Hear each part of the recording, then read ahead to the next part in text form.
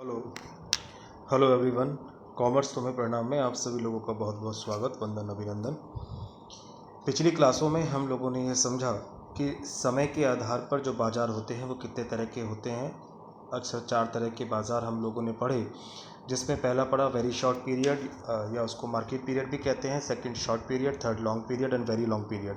अगर हमें कीमत निर्धारण को समझना है कि प्राइस का डिटर्मिनेशन कैसे होता है, तो हमें बाज़ार को समय के आधार पर ज़रूर समझ में आना चाहिए। अगर नहीं आप लोगों ने अभी तक समझा है तो पिछली क्लास में ज़रूर आप उसको समझ लीजिएगा, क्योंकि जब भी हम लोग प्राइस डिटर्मिनेशन की बात करेंगे तो बाज़ार के समय के आधार पर जो बाज़ार है अल्पकाल दीर्घकाल उसके बिना हम लोग नहीं कर सकते हैं।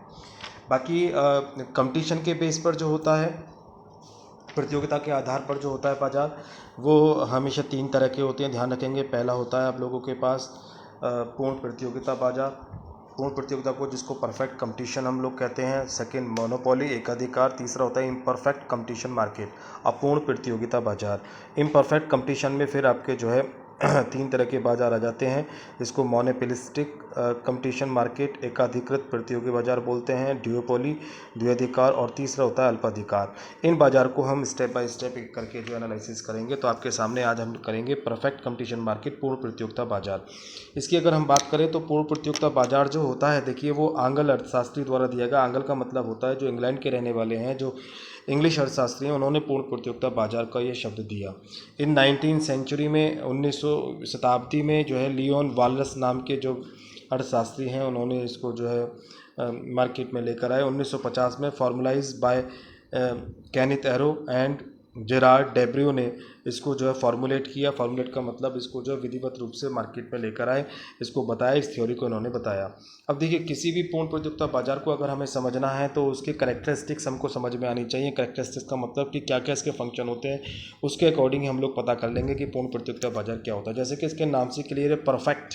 परफेक्ट मार्केट का मतलब क्या होता है, इसको समझ लेते हैं। देखिए, मार्केट ऐसी मार्केट जहाँ पर लार्ज नंबर ऑफ परचेजर, क्रेताओं की बहुत बड़ी संख्या हो, यानी खरीदने वाले बहुत ज़्यादा हों, और जो क्रेता होते हैं वो बहुत सारे होते हैं, यानी चारों तरफ फैले हुए होते हैं। उसको यहाँ पर जो है संख्या बहुत ज़्यादा होती है उनकी। लार्ज नंबर ऑफ सेलर और फर्म्स, विक्रेताओं की अधिक संख्या होती है। फर्म का मतलब भी यहाँ पर जो है ध्यान से समझ लेंगे। फर्म और इंडस्ट्री में 2 डिफरेंस है। फर्म सेलर को कहते हैं, यानी इंडिविजुअल कोई अगर किसी की इंडस्ट्री होती, किसी भी दुकान को हम लोग फर्म बोल सकते हैं, बट उसके जो ग्रुप होता है उसको हम लोग क्या बोलते हैं, इंडस्ट्री बोलते हैं। जैसे मान लीजिए कि कार की बात हम लोग करें, तो कार में अगर मारुति सुजुकी की बात करें तो ये फर्म है। क्या है, ये फर्म है। लेकिन कार मारुति सुजुकी की थोड़ी आती है, हुंडई की भी आती है, एलाइट्स की भी आती है, हुंडई की भी आती है, होंडा की भी आती है, टाटा की भी आती है। इन सबको मिला देंगे तो क्या कहलाएगा, इंडस्ट्री कहलाएगा। तो ये कहलाया है कि यहाँ पर लार्ज नंबर ऑफ सेलर, विक्रेताओं की संख्या बहुत ज़्यादा होती है। फर्म प्राइस टेकर, ठीक है ना। फर्म हमेशा क्या होती है, प्राइस को टेक करने वाली होती है, प्राइस को ग्रहण करने वाली होती है। यानी कि जो भी प्राइस रखे जाते हैं उस प्राइस को वो स्वीकार करती है। सबसे इम्पोर्टेंट पॉइंट है इसका, इसी के अंदर दिया है, लार्ज नंबर ऑफ सेलर के अंतर्गत। क्यों ऐसा होता है, देखो, जो भी किसी वस्तु को बेचने वाले विक्रेताओं की संख्या जब बहुत ज़्यादा होगी तो उसमें उसकी जो फर्म द्वारा पूर्ति में की जाने वाली वृद्धि या कमी की बाजार की कुल पूर्ति पर बहुत ही कम प्रभाव पड़ता है। क्योंकि भाई जब बेचने वाले बहुत ज़्यादा हैं, अगर एक दुकानदार बंद कर देगा अपनी दुकान को तो दूसरे वाले के सामान मिल जाएगा, दूसरा बंद कर देगा, तीसरे क्या मिल जाएगा, क्योंकि सेलर बहुत सारे हैं। जब सेलर बहुत सारे हैं तो ऐसी कंडीशन में क्या होगा कि मार्केट में सप्लाई बराबर चलती रहेगी। तो अगर एक फर्म चाहे कि मैं अपने रेट को कम कर दूं या ज़्यादा कर दूं, तो कोई इफेक्ट मार्केट पर नहीं पड़ने वाला है। कस्टमर जैसे चाहेगा उसको उसी प्राइस पर देना पड़ेगा। इसीलिए इसको कहा जाता है प्राइस टेकर, क्योंकि जो भी अकेली फर्म होती है वो बाजार में वस्तु की कीमत को प्रभावित नहीं कर सकती। यह हमेशा क्या होगा कि प्रचलित कीमत पर ही वस्तु की कितनी भी मात्रा बेच सकती है, यानी कम या ज़्यादा की नहीं बेच सकती। अगर ज़्यादा की बिकेगी तो उसका कोई सामान नहीं लेने का, दूसरे वाले का लेंगे। और अगर कम का माल बिकेगी, अगर वो प्राइस कम करके बिकेगी तो सारे कस्टमर आएंगे, और सारे कस्टमर आएंगे तो बहुत जल्दी उसका माल बिक जाएगा, और माल बिक जाएगा तो वो घर फिर अपने चला जाएगा, क्योंकि परचेज़र बहुत सारे हैं। इतने सारे परचेज़र हैं कि उसका वो सारे माल को जो है नहीं, सारे माल को जो है सभी क्रेताओं को माल नहीं दे सकता, उसका कुछ भाग अपने पास रखता है। तो ऐसी कंडीशन में क्या होगा कि वो क्या काम करेगा कि अगर प्राइस कम करता है तो मार्केट में जल्दी से आउट हो जाएगा, और ज़्यादा रखेगा तो बिक्री का मतलब ही नहीं है। तो ये ध्यान रखना है। ये फर्म पूर्ण प्रतियोगिता में क्या होती है, प्राइस चेकर।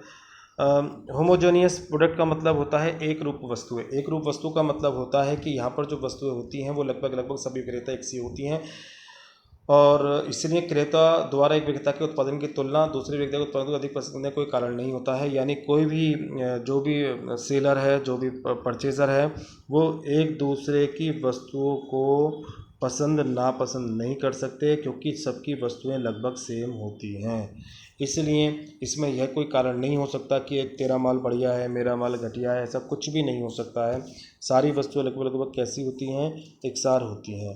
इसीलिए क्रेता और विक्रेता वस्तु के मूल्य को प्रभावित नहीं कर पाते हैं। ध्यान में रखने वाली बात है। आफ्टर इट जो पॉइंट है आप लोगों का, free entry and exit of firm. Firm का प्रवेश और फर्म को छोड़ने की स्वतंत्रता होती है। ये क्या होता है, देखिए लॉन्ग रन में ऐसा होता है। लॉन्ग रन का मतलब हो गया कि दीर्घ काल में ऐसा होता है, अल्पकाल में ऐसा नहीं होता है। एक्चुअली में होता क्या है कि जब भी कोई इंडस्ट्री में कोई फर्म आती है या पुरानी फर्म उस उद्योग को छोड़ के जाती है, तो इस पे क्या होता है कि फर्म के छोड़ने पर, प्रवेश करने पर किसी भी प्रकार का कानूनी प्रतिबंध नहीं होता है, क्योंकि जब अतिरिक्त ज़्यादा लाभ हो रहा होगा तो नई फर्में आ जाएंगी, जब हानि हो रही होगी तो फर्में चली जाएंगी। तो अपने आप ही आती जाती रहती है। लेकिन ये हानि होगी या लाभ होगा, ये हमेशा कब होगा, लॉन्ग टर्म में होगा, क्योंकि अल्पकाल में तो इतना समय मिलता ही नहीं है कि जो है वो प्रॉफिट ज़्यादा कमा सके, कम कमा सके, क्योंकि पूर्ति होती नहीं है। तो ये ध्यान रखने वाली बात है। फर्मों का प्रवेश व छोड़ने की स्वतंत्रता नहीं, कोई भी विक्रेता कभी भी आ सकता है, कभी भी जा सकता है। फ्री फ्रॉम रिस्ट्रिक्शन, प्रतिबंध, रुकावटों का अभाव होता है। रुकावटों का अभाव का मतलब हो गया किसी भी तरह की कोई बाउंडेशन नहीं होती है गवर्नमेंट की तरफ से, या जो है सरकार या अन्य कोई संस्था उस पर कोई प्रतिबंध नहीं लगाती है। सब बात अपने बाज़ार की शक्तियों पर आधार पर होता है। बाज़ार की शक्तियों मतलब डिमांड एंड सप्लाई अपने आप ही इसको पूरा कर लेती हैं। देखिए ये अगर 5 शर्तें हैं, पहले मैंने 5 ही लिखी हैं, ये अगर ये 5 होती हैं तो इसको प्योर कंपटीशन भी कहा जाता है। प्योर कंपटीशन का मतलब विशुद्ध प्रतियोगिता, यानी इसी में से, पूर्ण प्रतियोगिता में से निकला हुआ है विशुद्ध प्रतियोगिता। ये जो वर्ड दिया किसने दिया, ये अमेरिकन इकोनॉमिस्ट ने दिया है, अमेरिका अर्थशास्त्रियों ने दिया है। ये नैरो कॉन्सेप्ट है, ठीक है ना। जो हमारा परफेक्ट कंपटीशन है, जो हम पढ़ रहे हैं पूर्ण प्रतियोगिता, वो वाइड कॉन्सेप्ट है, ये नैरो कॉन्सेप्ट है। डिफरेंस ओनली ऑफ डिग्री, इसमें परफेक्ट कंपटीशन में और इसमें क्या डिफरेंस होता है, केवल मात्रा का डिफरेंस होता है, क्वांटिटी का डिफरेंस होता है, इसके अलावा कोई डिफरेंस नहीं होता है। गिवन बाय चैम्बरलिन, ध्यान रखने वाली बात है, ये प्योर कंपटीशन का किसने दिया, चैम्बरलिन ने दिया। कॉल्ड एज एटोमिस्टिक्स कंपटीशन, परमाणुवादी प्रतियोगिता के नाम से भी इसको पुकारा जाता है। तो मैंने यहाँ पर प्योर कंपटीशन के बारे में बहुत सारी जानकारी दे दी है, आप यहाँ से इसको समझ लीजिएगा। अगर आपसे प्योर कंपटीशन के बारे में पूछता है तो ये 5 जो है पहली वाली, ये प्योर कंपटीशन की हो जाएंगी। बाकी इन 5 से अगर छठी भी हो जाती है तो वो परफेक्ट कंपटीशन हो जाएगा। कह रहे बाजार के पूर्ण ज्ञान की जानकारी, विशेषकर मांग और पूर्ति के बारे में। यानी ये कहता है कि पूर्ण प्रतियोगिता तभी होती है जब संपूर्ण क्रेताओं को बाजार की नॉलेज होती है, उन्हें कीमत की जानकारी होती है कि क्या कीमत चल रही है, और फर्मों को भी जानकारी होती है, यानी विक्रेता को भी जानकारी होती है कि कहाँ से सप्लाई हो रही है, कहाँ पर क्या रेट हो रहा है, यानी सबको सब पता होता है। इसमें क्रेता और विक्रेताओं को एक एक चीज़ की जानकारी होती है, ठीक है ना। इसमें किस कीमत पर जो है विक्रेता माल बेच रहे हैं, क्रेता किस माल पर माल खरीदने के लिए तैयार है, इस बाज़ार की पूरी जानकारी इसके अंदर होती है। इसे ही परफेक्ट कंपटीशन कहते हैं। परफेक्ट कंपटीशन की ये शर्त होती है। कह रहा है कि इसीलिए इसमें क्या होता है, यूनिफॉर्म प्राइस, एक प्राइस होते हैं लगभग। किसी भी दुकानदार के चले जाइए, लगभग एक ही प्राइस आपको मिलेंगे। मान लीजिए चीनी है तो चीनी एक परचूनी की दुकान पर भी उतने रुपये की मिलेगी, दूसरे के भी है। Perfect mobility in the factors of productions, उत्पत्ति के साधनों में पूर्ण गतिशीलता। उत्पत्ति के साधनों की पूर्णतः गतिशीलता का मतलब क्या हो रहा है कि इसमें ये कहना चाह रहा है कि जो भी उत्पादन के साधन है, भूमि, पूंजी, श्रम और साहस, ठीक है ना, ये जो भूमि, पूंजी, श्रम और साहस इससे उत्पादन होता है, ये सब के सब क्या होते हैं, परफेक्ट मोबाइलिटी होते हैं। ये कहीं भी जा सकते हैं, जहाँ लाभ मिलेगा, जिस जगह लाभ मिलेगा तुरंत वहाँ चले जाएंगे। तो इसलिए ध्यान में रखने वाली बात है कि इसके अंदर होता क्या है कि जितने भी हमारे साधन होते हैं वो सब के सब इधर से उधर जा सकते हैं। यानी किसी भी उद्योग में उत्पत्ति के अकुशल साधन कार्य कर रहे हैं तो उनके स्थान पर उत्पत्ति के कुशल साधनों को लगाया जा सकता है। यानी कहने का मतलब यह है, एक साधन अपनी सेवाएं वहीं बेचेगा, एक जो भी यानी भूमि वाला, पूंजी वाला, श्रम और साहस, ये सारों के चारों जो हैं ये अपनी सर्विस, अपना पैसा वहीं लगाएंगे, अपनी सेवाएं वहीं देंगे जहां उन्हें ज़्यादा कीमत मिलने के लिए तैयार होगी। इसलिए वो एक स्थान से दूसरे स्थान पर चले जाते हैं। नो एक्स्ट्रा ट्रांसपोर्ट कॉस्ट, अतिरिक्त यातायात लागत का अभाव। देखिएगा, अतिरिक्त यातायात लागत का अभाव, बहुत अच्छा पॉइंट दिया है। अतिरिक्त क्या कहना चाह रहे हैं, देखिए अतिरिक्त लागत का मतलब क्या कहना चाह रहे हैं यहाँ पर, ये समझ लीजिएगा। देखिए इन्होंने कहा है कि जो अतिरिक्त लागत होती है वो बिल्कुल नहीं होती है पूर्ण प्रतियोगिता में। क्यों क्यों ऐसा माना जाता है?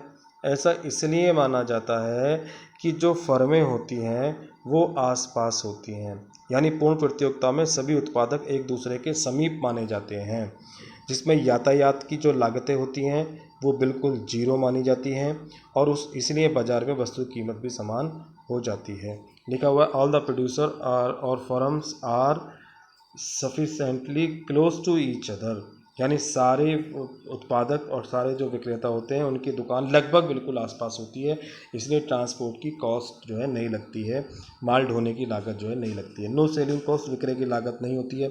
जब कस्टमर और सेलर दोनों सब जानते हैं, बाज़ार को अच्छी तरीके से जानते हैं, तो विज्ञापन करने की ज़रूरत ही नहीं है, एडवर्टीजमेंट पब्लिश करने की कोई ज़रूरत ही नहीं है, तो इसलिए इसमें विज्ञापन की नहीं होती है, कोई विक्रय लागत नहीं होती है। No need advertisement because buyer know everything, क्योंकि क्रेता सब कुछ पहले से ही जानता है। एंड 10 है हॉरिजॉन्टल एवरेज रेवेन्यू कर्व, क्षैतिज औसत वक्र होता है इसके अंदर। देखिए कर्व के बारे में जब हम लोग प्राइस का डिटर्मिनेशन करेंगे तो वहाँ पर